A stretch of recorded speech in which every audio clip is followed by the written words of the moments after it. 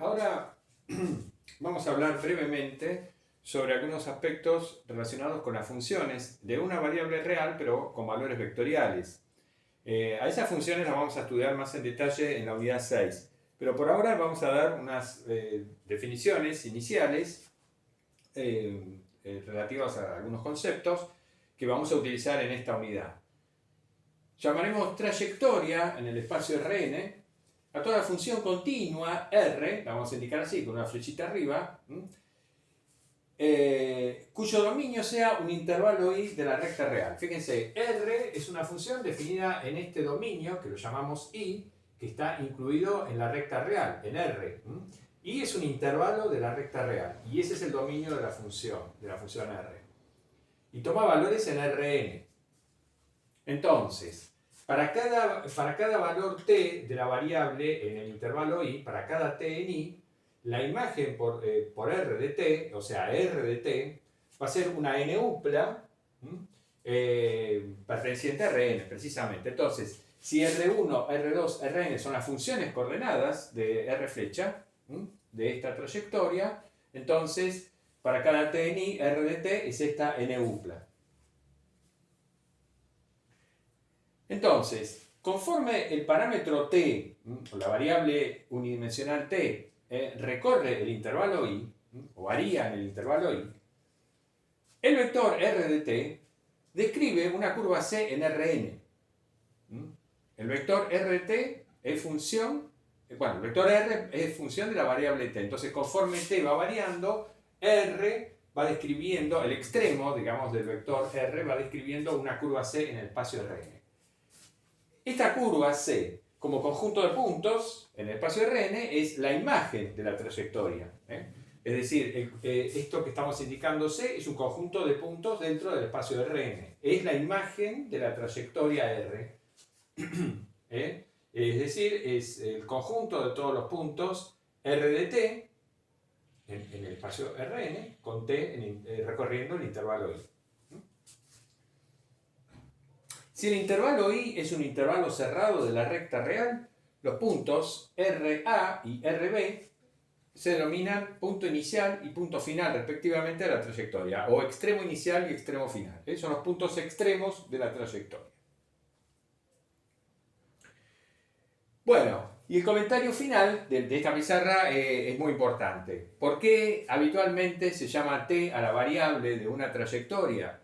Bueno, precisamente porque en los casos n igual a 2 y n igual a 3, podemos ver o podemos imaginarnos que R es el vector posición de una partícula expresado en función del tiempo. Es decir, podemos imaginarnos que esta función lo que está haciendo es expresar el movimiento, o está describiendo el movimiento de una partícula, de un punto móvil en el espacio, cuando n es igual a 3, o en el plano cuando n es igual a 2.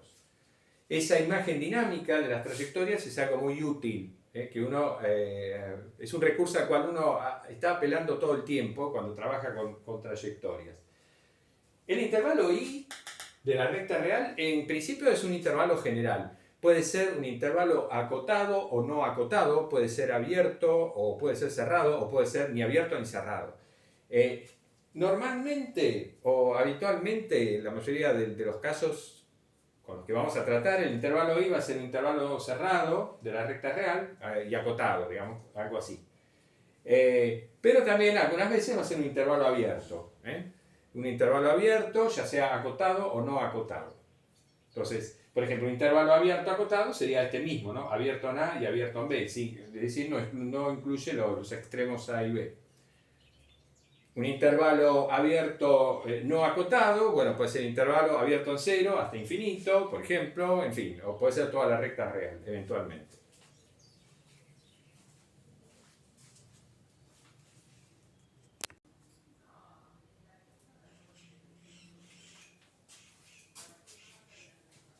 Bueno, habitualmente para indicar las funciones coordenadas de una trayectoria genérica R en el espacio R3, a las funciones coordenadas las indicamos directamente X y Z, o puede ser X1, X2, X3. pero habitualmente las indicaremos así.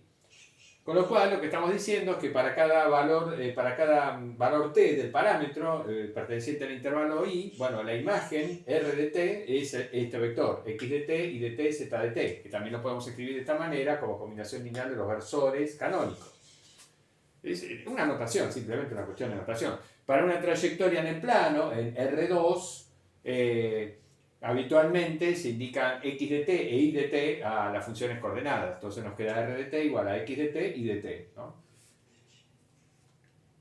El hecho de que a uno, por definición, a una trayectoria le pide que sea una función continua, siempre se pide una función continua, me garantiza que su imagen, su curva imagen, va a ser un conjunto de puntos sin rupturas, digamos, sin saltos. Va a ser un conjunto continuo, digamos así, una línea continua de puntos en el espacio donde estemos, R2, R3 o Rn en general. Este dibujo ilustra, digamos, la situación en la cual tenemos una trayectoria R definida en un intervalo acotado y cerrado AB de la recta real. Entonces, tiene un punto inicial, que es el valor del vector posición en t igual a, R de A. Tiene un punto final, que es el valor del vector posición en t igual a B, R de B. Y para cada t entre A y B, bueno, el vector posición va a ser un punto, va a indicar un punto, ¿no?, dentro de esta curva. A medida que t toma valores crecientes desde A hasta B, t mayor o igual a A, menor o igual a B, o sea, a medida que t toma todos los valores desde t igual a A hasta t igual a B, bueno, el vector posición me describe, justamente me va describiendo esta curva. Por eso,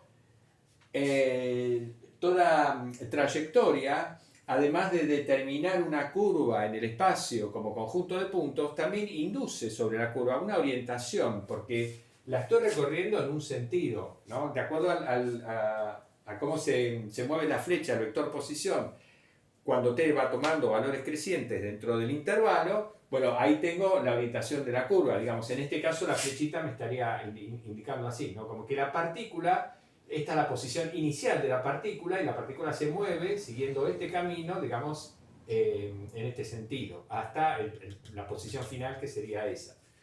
Bueno, pero esa es una cuestión que nos va a ocupar más adelante, ¿no? El tema de la manera de orientar una curva. También, digamos, otra denominación que se utiliza es la de sistema de ecuaciones paramétricas. Digamos, ¿qué es un sistema de ecuaciones paramétricas para una curva C en el espacio? Bueno, la curva C, imagen de esta trayectoria, son todos los puntos del espacio de la forma x de t, y de t, z de t para algún t dentro del intervalo i. Entonces, desde ese punto de vista, este sistema de ecuaciones me define a la curva C. Porque, digamos, la condición que tiene que cumplir un punto del espacio x y z para pertenecer a la curva C están dadas por estas ecuaciones. X tiene que ser un valor de x para un cierto t, lo mismo con y, lo mismo con z, para el mismo t, ¿no? Por supuesto. Es decir, tiene que existir un t en y para el cual se cumpla esto. Por eso este es un sistema de ecuaciones paramétricas para la curva C asociada o imagen de la trayectoria R.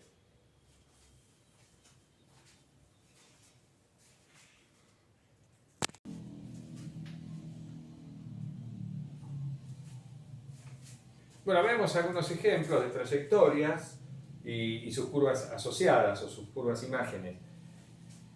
Bueno, el caso más sencillo es la trayectoria que define una recta o una porción de recta. Supongamos que A y B son dos vectores fijos en Rn, B es un vector no nulo, y que definimos la trayectoria R de esta manera, R de t, A más t por B.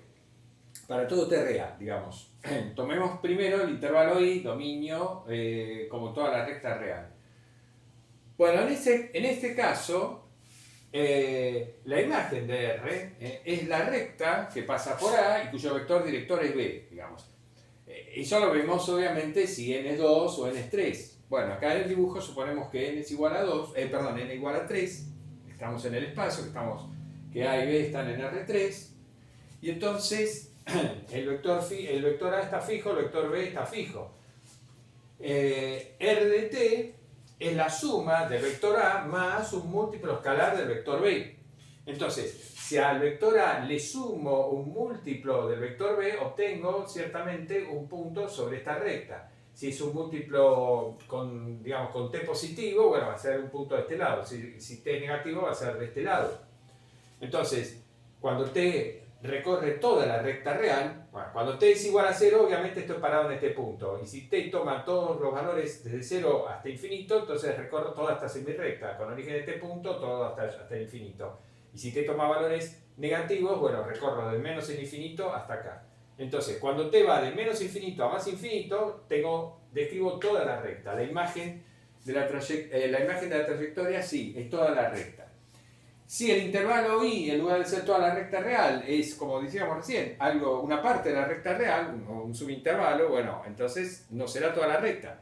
Por ejemplo, si el intervalo I es un intervalo de la forma AB cerrado, entonces lo que voy a estar describiendo es un segmento de recta. De esa recta, un segmento. En el caso de n igual a 3, si llamamos x1, x2, x3 a las coordenadas, es decir, llamamos x1 de t, x2 de t, x3 de t a las coordenadas del vector r de t, entonces las ecuaciones paramétricas de esta recta serían estas que tenemos acá. Esas serían las ecuaciones paramétricas, donde el vector A es A1, A2, A3 y el vector B, B1, B2, B3. Y entonces este sistema de ecuaciones me describen a la recta completa, con t variando en el intervalo I. Es importante cuando uno da un sistema de ecuaciones paramétricas para definir una curva, además de dar las ecuaciones, es importante indicar cuál es el rango de variación del parámetro t.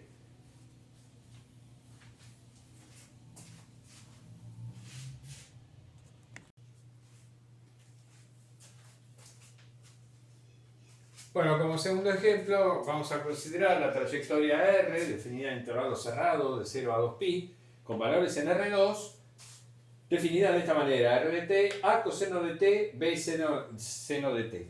Es decir, acá A y B son dos constantes reales positivas. No lo dice, pero vamos a suponer que A y B son dos constantes reales positivas y que definimos R de t de esa manera, esta trayectoria.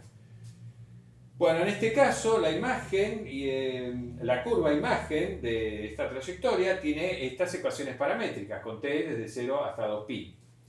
Estas ecuaciones paramétricas me dicen que un punto xy del plano va a pertenecer a la curva C si y solo si se cumple esta condición, ¿no es cierto? Porque cuando le vamos al cuadrado, si le vamos x al cuadrado e y al cuadrado, lo que nos queda es a cuadrado coseno cuadrado, b cuadrado seno cuadrado.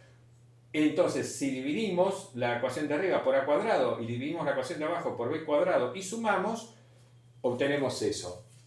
De modo que todo punto que está sobre la curva C está también sobre la elipse, cuyo eje focal, vamos a suponer que A es más grande que B, entonces con esta suposición, A mayor estricto a B, mayor a 0, con esta suposición el eje focal de esta elipse es el eje X. Bueno, y la dibujamos, esta podría ser la elipse en cuestión. Entonces uno dice, bueno, entonces la curva C está contenida en esta elipse. Pero en realidad, si un punto está sobre esta elipse, entonces quiere decir que X sobre A, Y sobre B, ese punto pertenece a la circunferencia de radio 1 con centro en el origen. Y entonces ese punto X sobre A, Y sobre B es de la forma coseno de t, seno de t para que un t entre 0 y 2pi. De modo que, en definitiva, si un punto está sobre esta elipse, entonces ese punto también está sobre la curva C. Con lo cual, lo que podemos decir, lo que podemos concluir, es que un punto XY de plano pertenece a esta curva C si solo si se cumple esta condición. De modo que la curva C es la elipse, es exactamente esa elipse, no solamente está contenida en la elipse, sino que es toda la elipse. Bueno, muy bien. Acá la estamos dibujando, más o menos. Ponemos una flechita en sentido antihorario porque, siendo este el intervalo paramétrico, esta trayectoria, digamos así, me recorre la elipse en ese sentido. Si imagino a la elipse como el camino seguido por una partícula en el plano cuyo vector posición es este, entonces esa partícula recorre este camino en este sentido. Una sola vez, porque llega hasta acá, hasta 2pi. Este es el caso, es una situación en la cual, digamos, la curva C es un camino cerrado, porque R en 0 es igual a R en 2pi, es decir, la trayectoria R toma el mismo valor en 0 que en 2pi. Eso no pasa siempre, pero en este caso sí, por eso es cerrada la trayectoria, la curva, mejor dicho, la curva imagen de la trayectoria. Cuando R es 0 o R es igual a 2pi, estamos en este punto. Naturalmente, porque lo que nos queda es ese punto A 0, el punto A 0. Cuando t vale pi sobre 2, estamos acá. Cuando t vale pi, estamos acá. 3pi sobre 2, estamos acá. Y cuando t vale 2pi, nuevamente estamos en el punto inicial, como comentábamos recién. Y como tercer ejemplo, vamos a considerar la trayectoria definida en el intervalo entre 0 y pi sobre 2 con valores en R3 de esta manera, definida así. Entonces, la curva C, imagen de esta trayectoria, es una porción de hélice circular. Porque, ¿qué pasa? Las coordenadas x, y de todo punto que está, de todo punto de la curva, imagen de la trayectoria, cumple que x cuadrado más y cuadrado va a ser igual a 1.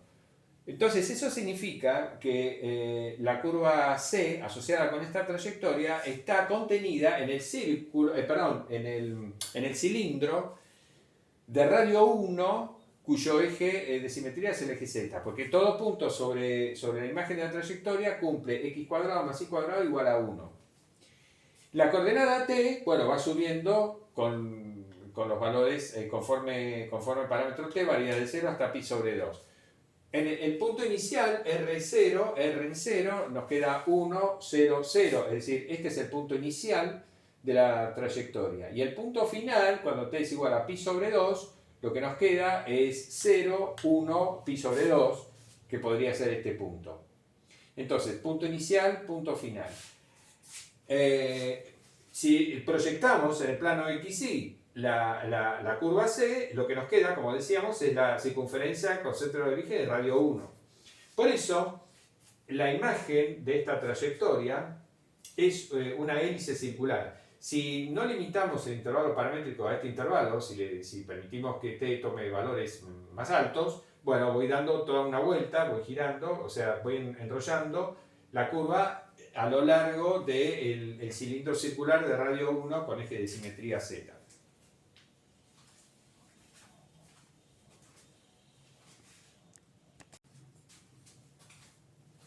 Bueno, y ahora definimos lo que es el vector velocidad de una trayectoria en un instante dado.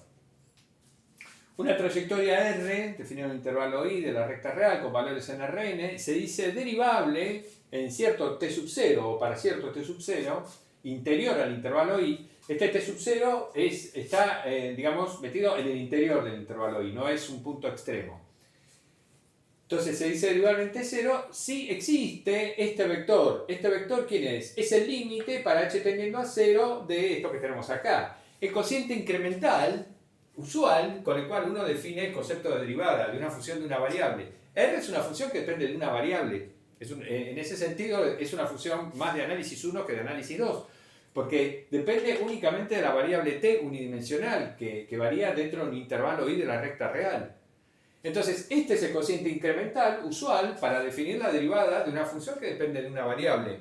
La novedad es que ahora, digamos, los valores de la función son vectores. Es decir, en este cociente incremental lo que tenemos es un vector. Estamos a este vector, r en t más h menos r en t, r en t sub 0 más h menos r en t sub 0, lo estamos multiplicando por el escalar 1 sobre h. Y luego tomamos el límite para h tendiendo a 0.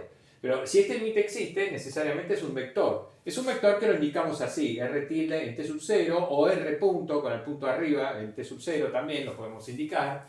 O también podemos poner la derivada de r fecha respecto de t en t sub 0. En fin, son diferentes notaciones para indicar lo mismo. Ese vector que es el límite de ese cociente incremental. Si existe este vector, a ese vector lo denominamos el vector velocidad de la trayectoria r en el instante t sub 0. Entonces, geométricamente, este vector velocidad resulta tangente a la curva asociada con la trayectoria R, es decir, a la curva imagen de la trayectoria R en el punto RT sub 0.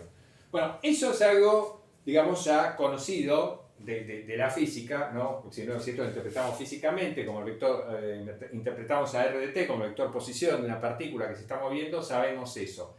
Eso lo podemos ver, digamos, esta cuestión geométrica en cuanto a que el vector velocidad resulta tangente a la curva c, etc., lo podemos visualizar para una curva plana.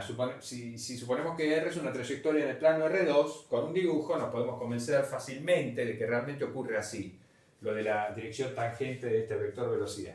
Porque supongamos que la curva C fuera, bueno, esta que estamos dibujando acá. Estamos dibujando una porción de la curva C. Supongamos que, bueno, acá está el origen. Este es el vector R en t sub 0, el vector posición en instante t sub 0, este que tenemos acá, R en t sub 0. Este es el vector posición en el instante posterior, t sub 0 más h, ¿no? Supongamos que h es positivo, podría ser negativo, pero supongamos que h es positivo. Entonces, este es el vector posición de la partícula en el instante t sub 0 más h. Entonces, en este cociente incremental, ¿qué tenemos en el numerador? En el numerador tenemos la diferencia este vector menos este vector. Eso nos da este vector, esta flecha hasta acá, ¿no? Esta flecha hasta acá, terminada acá, sería la diferencia de este vector menos este, lo que está en ese numerador. Como lo estamos dividiendo por h, y se supone que h se va a hacer chiquito, va a tender a 0, entonces, bueno, se va a alargar para allá, ¿no? El cociente incremental va a ser un vector paralelo al numerador, pero quizá más largo, ¿no? En principio que se va a alargar. Bueno, entonces, ¿qué pasa con este cociente? ¿Qué pasa con este vector cuando h tiende a 0? Que h tiende a 0 significa que este punto se va aproximando a este punto que está acá, este está fijo.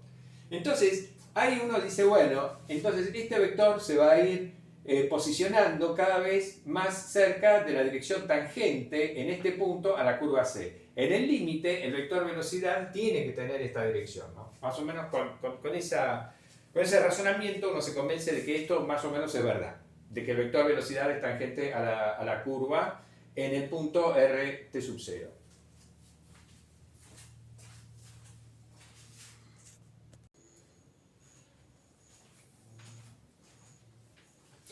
Bueno, y la derivada de una trayectoria, el vector velocidad de una trayectoria para un t0 determinado, se obtiene derivando cada una de sus funciones coordenadas en t0, por supuesto. Es lo que dice esta proposición. Tenemos una trayectoria R, R1, R2, R sub n son las funciones coordenadas de esa trayectoria. Entonces, el vector velocidad de la trayectoria para un t0 determinado existe si solo si existen las derivadas de las funciones coordenadas de la trayectoria en t sub 0. Y si ese es el caso, entonces el vector velocidad es precisamente el vector cuyas componentes son las derivadas de las funciones coordenadas de la trayectoria en t sub 0. Estas derivadas son derivadas completamente ordinarias de análisis 1, porque R1, R2, R sub n, esas funciones coordenadas van de los reales a los reales, ¿no? Entonces, bueno, esto ya lo sabíamos, ¿no? Cuando uno va a derivar una trayectoria, deriva directamente coordenada a coordenada. La demostración se basa en lo que ya hemos hecho varias veces.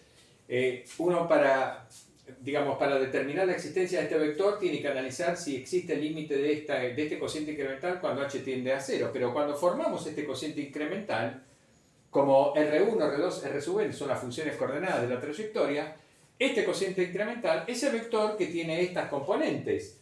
En cada lugar, en cada coordenada, me queda el mismo cociente incremental asociado con la función coordenada correspondiente. Entonces, ya sabemos que este límite existe si solo si existen cada uno de estos límites, y de ahí obtenemos lo que, digamos, la tesis de la proposición. El vector velocidad existe si solo si existen estas derivadas, y además el vector velocidad está dado de esta manera. Bien, una observación. Una trayectoria va a ser diferenciable en t sub 0 si solo si es derivable en t sub 0, ya que en este caso este límite vale 0. Es decir, esto que ya lo sabíamos, ¿no? Porque cuando comenzamos a hablar de diferenciabilidad, comenzamos primero analizando la situación para una función de análisis 1, es decir, para una función de una variable.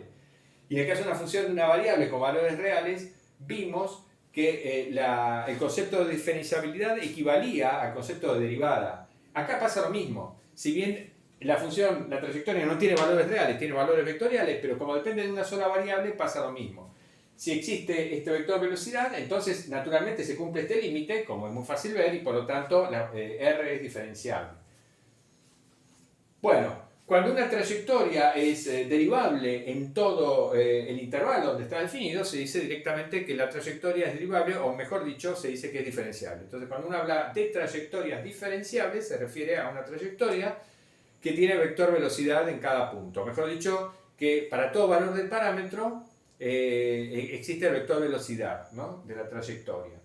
Por ejemplo, si definimos r de t como coseno de t, seno de t, esta trayectoria que ya la vimos anteriormente, es una trayectoria en R3. Entonces, naturalmente que es derivable siempre, para todo t, es diferenciable, porque estas funciones son diferenciables. Entonces, el vector velocidad en cada instante t viene dado por menos seno de t, coseno de t y 1, para todo t en el intervalo i que yo tome como dominio de la trayectoria, porque naturalmente estas son las funciones derivadas de las funciones coordenadas en este caso.